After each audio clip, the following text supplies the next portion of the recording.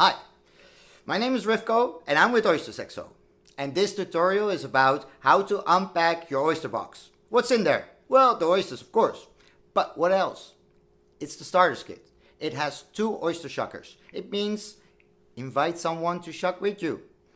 1 Dutch towel to protect your hands and 1 oyster bag. Very handy to store your oysters in the fridge. Have fun! Your package has arrived.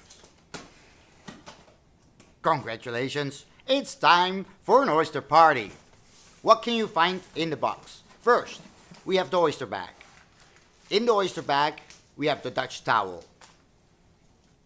In the Dutch towel, there's 2 oyster shuckers.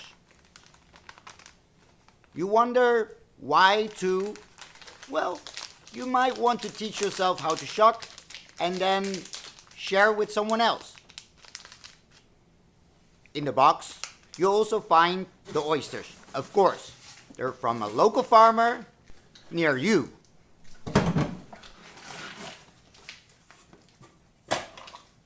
Easy. If you have any other questions, go to our website, oystersexo.com, or contact us. We're here for you. Have fun!